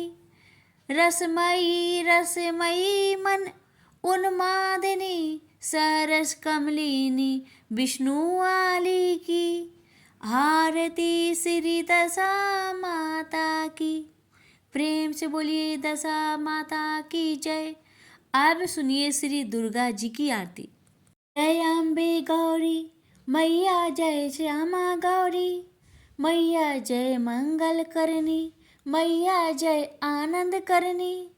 तुमको निश दिन ध्यावत हरि ब्रह्मा शिवेरी। तुमको निश दिन ध्यावत हरि ब्रह्मा शिवेरी। जय अम्बे गौरी मैया, जय श्यामा गौरी। मांग सिंदूर विराजती को मृद मद को। उज्ज्वल से दो नैना चंद्र वदननी को। जय अम्बे गौरी मैया, जय श्यामा गौरी। कनक समान कलेवर रक्तांबर राजे। रक्त पुष्प गलमाला कंठन पर साजे। जय अम्बे गौरी मैया, जय श्यामा गौरी। केहरी वाहन राजत खडक खप्पर धारी। सुर नर मुनि जन सेवत तिनके दुख हारी। जय अम्बे गौरी मैया, जय श्यामा गौरी। कानन कुंडल शोभित नगरा से मोती। कोटित चंद दिवाकर समय राजते ज्योति। जय अम्बे गौरी मैया, जय श्यामा गौरी। शुभ निशुम विदारे महिषासुर घाती। धूम्र विलोचन नयना निश दिन मधमाती। जय अम्बे गौरी मैया, जय श्यामा गौरी। चंड मुंड सहारे सोनित बिजहारे। मधु के टप दो मारे सुर भयहीन करे। जय अम्बे गौरी मैया, जय श्यामा गौरी। ब्रह्मानी रुद्रानी तुम कमला रानी। आगम निगम बखानी तुम शिव पट रानी। जय अम्बे गौरी मैया, जय श्यामा गौरी। 64 योगिनी गावत नित्य करत भैरू। बाजत ताल मृदंगा और बाजे डमरू। जय अम्बे गौरी मैया, जय श्यामा गौरी। तुम ही जग की माता, तुम ही हो भरता। भक्तन की दुख हरता, सुख संपत्ति करता। जय अम्बे गौरी मैया, जय श्यामा गौरी। भुजाचार अति शोभत भर मुद्राधारी। मन वांछित फल पावत सेवत नर नारी। जय अम्बे गौरी मैया, जय श्यामा गौरी।